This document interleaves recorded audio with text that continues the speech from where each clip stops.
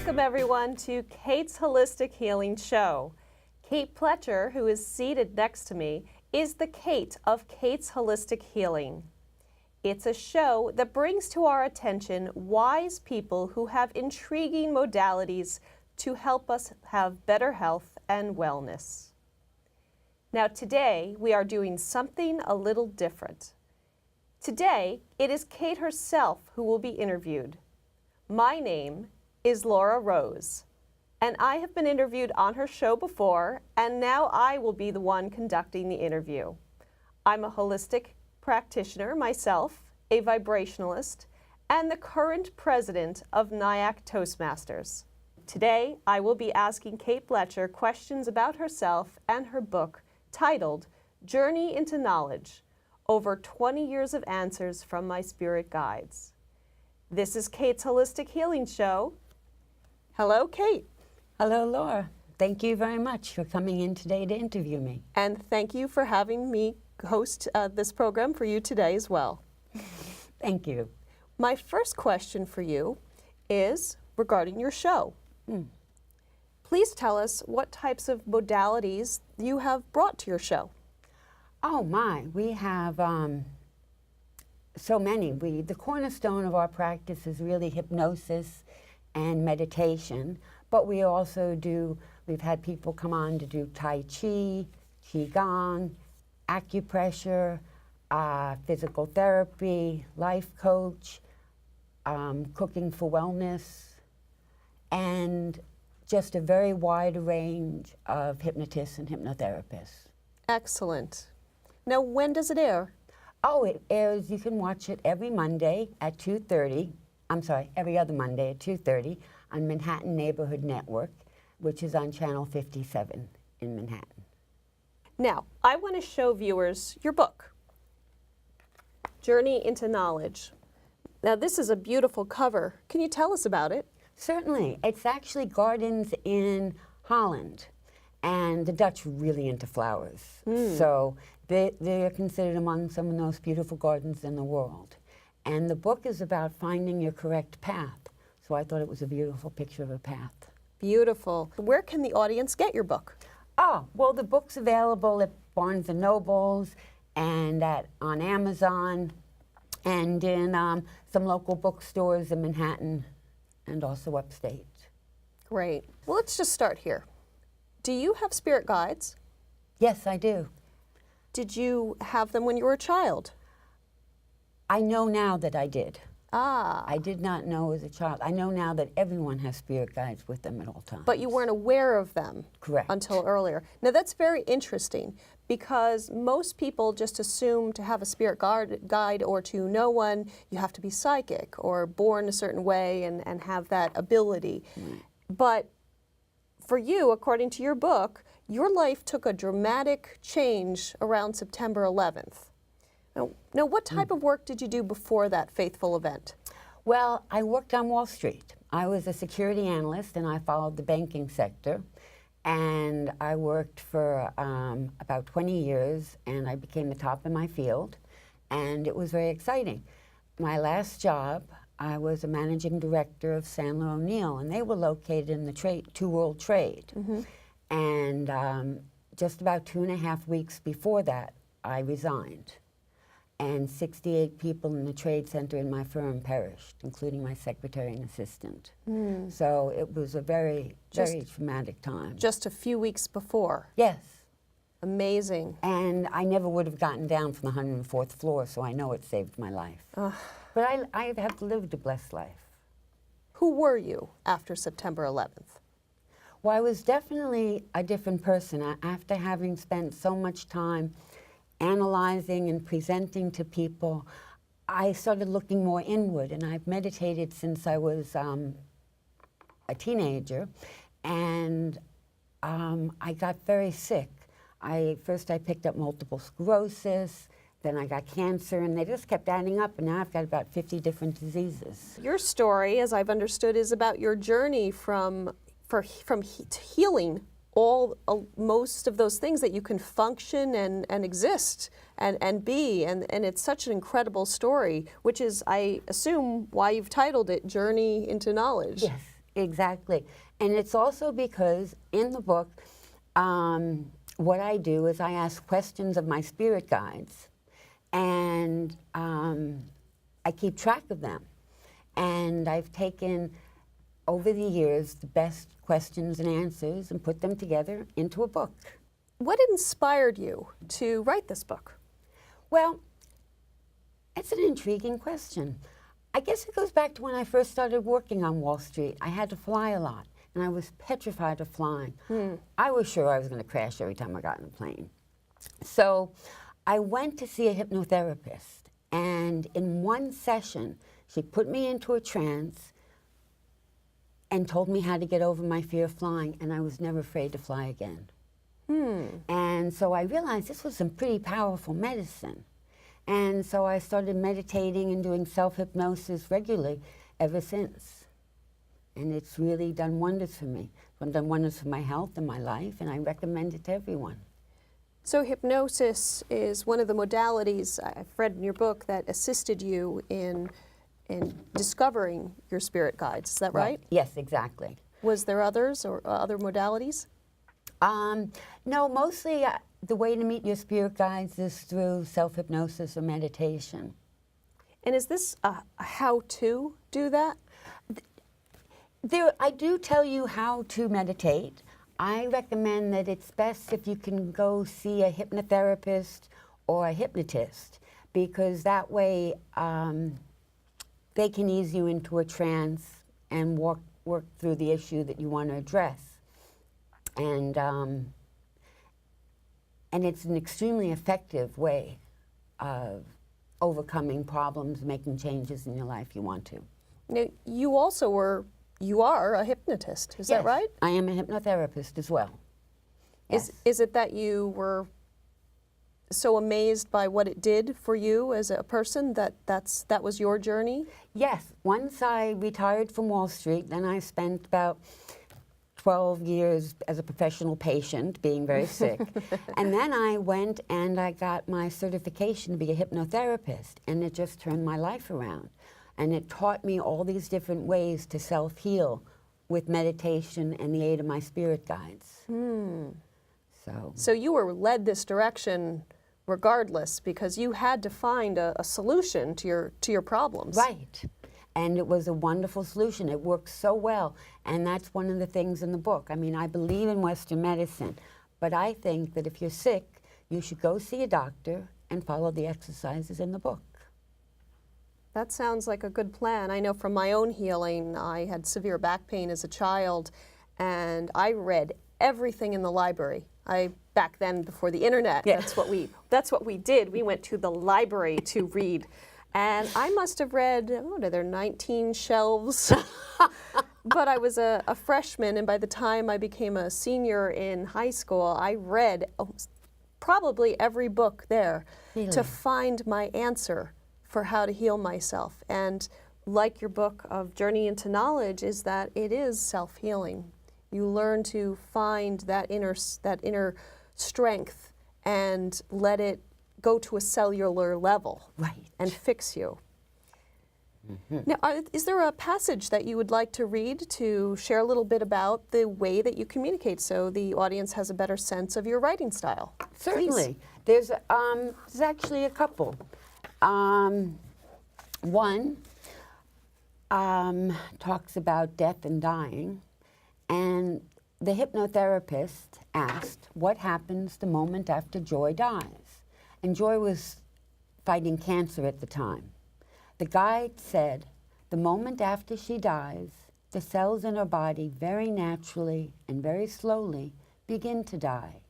At the same moment, everything becomes clear again as her soul rejoins the network of souls. You go right back to that wonderful place where our souls exist when we are not taking adventures in bodily form. You know you just died. If you look back, you can see your body in the bed. You know you have just come home. Just by thinking of someone, you have an instant connection to him or her. We are all connected and feel such joy to communicate with those you were close to before your most recent life. You feel pure love for every soul and receive love in return. You are very happy to be reconnected with everyone and have answers to your questions. Then I also wanted to read just another brief part about what I consider was the best message, best trance, because of the outcome. And by trance, you mean the best hypnotherapy trance Yes. that you had with an outcome that was the most profound? Yes, and it was very profound. And working with spirit guides pretty much makes it more profound. Oh, I'm intrigued. But this was back in 1997, and the hypnotist asked me, what does God want me to be doing now in my life? And the guide answered by showing me a picture of a man named Nate Brown. Now, Nate would sit outside my local supermarket and ask for spare change. The next time I went shopping, I saw him and gave him $20, which is about $40 today with inflation. He called me his angel. About a week and a half later, I was walking past the supermarket and heard someone shout out, "Angel." I turned to find Nate waving me over, thinking he needed more money. However, he said, "You are my angel. You saved my family and me. After you gave me $20, 5 minutes later, another man came up to me and asked if I wanted a job. Because you gave me the $20, I was able to get a shave and have subway fare to go on the interview." He got the job as a night security guard. I asked, "Why are you still in front of the supermarket?" And he said, "I've come every day waiting to see you and tell you that you are my angel. You saved my life and the life of my family." I mentioned the story to someone who did not believe, saying Nate would still come to sit outside the supermarket. I never saw Nate again, but I know I altered his path for the better just by following my guide's instructions. Yes. Like that says, and people come into our life for a reason. People show up, and when we give of ourselves, it always comes back to us. And giving is actually, if you had $20, this is actually an experiment. If you gave $20 to one person and said, "All right, now go spend it on yourself," and you gave $20 to another person and say, "You take this $20 and spend it on someone else," the person who spends it on the other person got much more happiness inside. So it actually pays to give. That's very interesting. And you have just proven that fact. Yeah. Now, your first section, which was in which area of your book? Death and dying. All right. You had a statement which was about, and what I take from it is that life is circular. Life, death, everything in the middle. There is no beginning, there's no end. And as a vibrationalist, I would use the science version of that, which is matter is neither created nor destroyed, but it just changes form. And so with that, whether we're in this body or outside, there's still an energy that follows through. And you were talking about the souls, how we would meet souls. Exactly. I mean, we all are eternal, and our soul moves on forever. And occasionally we take adventures in bodily form. And but when we're just souls, we exist in a higher dimension, and we're beings of love, light, and music. Ah, that sounds like a good place to be. It really is, and we can instantly connect to any other soul we've ever known. Mm-hmm. But I guess here on Earth, our job is to do the work of life. Yes, it is. So we don't want to rush there. Why should they read your book? They should read it in order to find their own place in the universe and where they are. I wrote it really to whet people's appetites. They would be interested in doing meditation and self-hypnosis on their own with a practitioner, or even listening to a tape. The objective is to meet your spirit guides. When you meet your spirit guides, you feel such intense love, and it's overwhelming, and they're always with you, and so there's no reason to be feeling like you're lonely or anything, because you're not. And as I said, we are eternal, and we spend most of our times not in bodies, but just as souls in the period we refer to as lives between lives. And you have a chapter in your book Yes. about that. I do indeed. And I know that we all have spirit guides with us at all time, and they love us intensely, and they just want to do what's best for us. And one of the things that they point out that I thought is very interesting is we make an awful lot of mistakes, we think. You know, we drop something, we forget to go to the store, we don't turn something in by the deadline, Right. you know, and it just makes them, the guides, so sad. Because what we consider mistakes, they consider just very mild transgressions. And something that shouldn't even be focused on. The only thing they can't abide by is violence. They don't understand us choosing to hurt one another. Well, that is the plight of man. It is indeed, but it's nice to know that when we're just souls, we're perfect. And when we're in bodily form, we have a body that's lent to us by God, and God does not make mistakes. So you can love yourself, and you should love yourself. And with my 50 diseases, I love my body. So you really need to, it's a great way to heal, is start with self-love of your body. I can tell that you're a person who sees those problems, a gazillion of problems, and you can read about this, just all the things that Kate has overcome, is that she sees them as a blessing. Am I right? Definitely. I mean, all my illnesses and all my being terminally ill 4 times, I taught the medical community so much. And I mean, I've had more papers, medical papers written on me. That's just astounding. And the fact that I'm still alive just amazes people. Now, you mentioned in your book that we have beliefs, and those beliefs about ourselves are incorrect. Could you explain what that means? Oh, certainly. We've got a few things wrong. We spaceship, gods, and names. In terms of spaceships, I was in a meditative trance once, and I was thinking of spaceships, and my guides started laughing. They're very witty guides. And they said, "We don't travel by spaceship, we travel by lives." And that made so much more sense. And they said, as humans, we have a tendency to complicate things and make them much more complicated than they have to be. And so, so that's how we travel. Then about God, we don't have God correct. Many people hope to be reconnected with God after we die and go to heaven. But in reality, we're never not connected to God.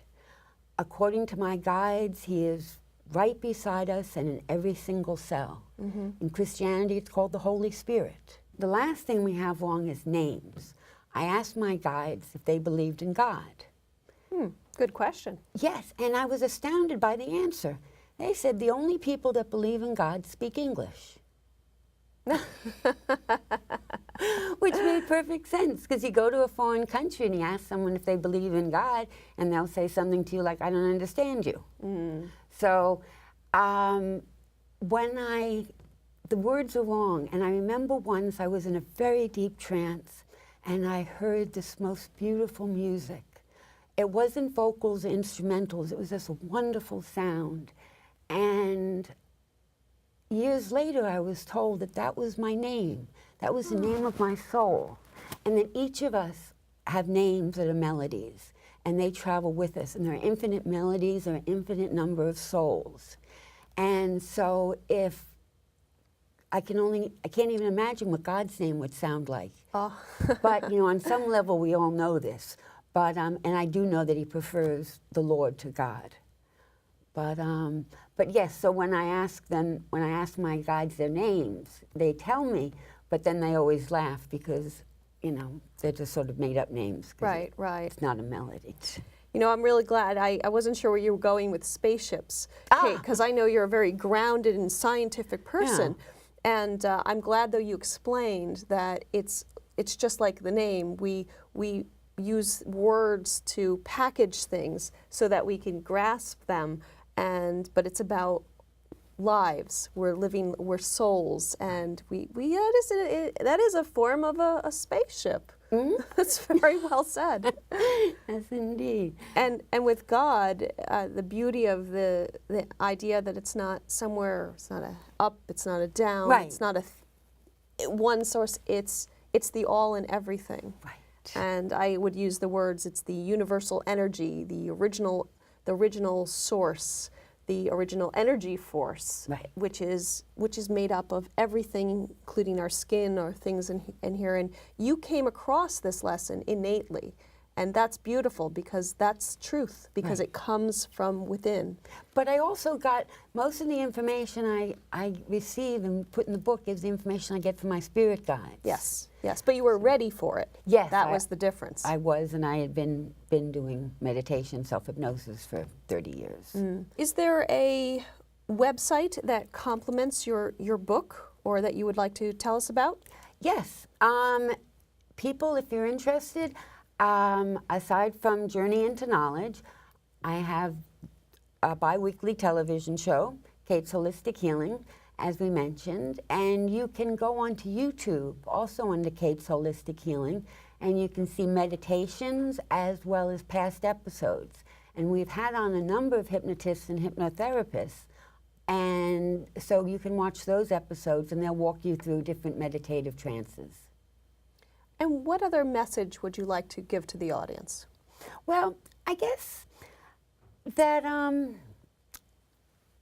there's very little that hypnosis doesn't help. Emotionally, I deal with quite a few of my clients that have either suffer from anxiety or depression. And I understand that easily, suffering from both myself. But when I was very young, I had a very severe anxiety condition.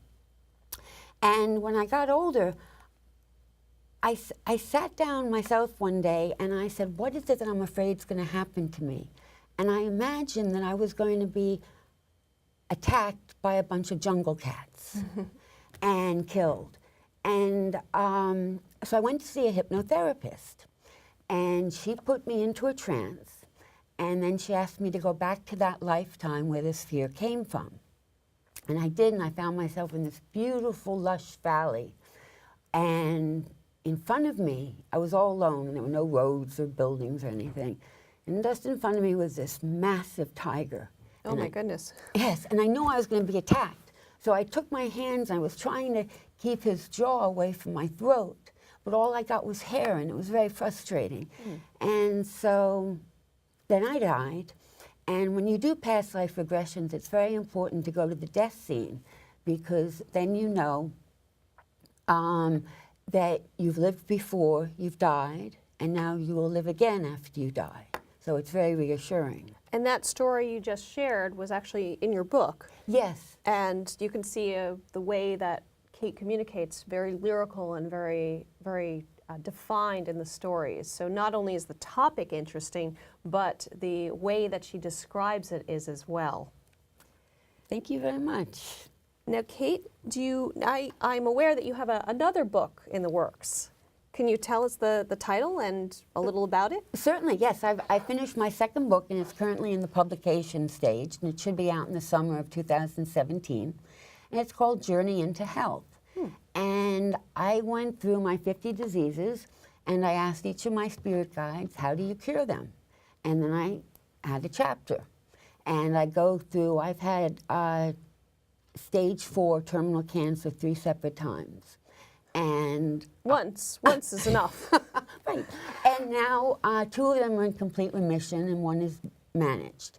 And I know that using the technique that I learned from my spirit guides really helped me with the chemo, because I came up with the meditation to do while I was getting the infusion. And it worked out wonderful. I also have multiple sclerosis, and talk about a way in which you can improve your MS.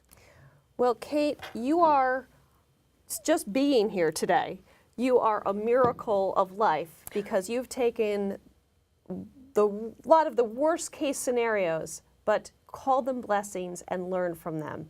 And in that, we have learned from you. And in her book, Journey into Knowledge, which you can get at where again? At Barnes & Nobles and Amazon. I conclude, my name is Laura Rose, and this was Kate's Holistic Healing Show. Thank you, and tune in next time for Kate as host.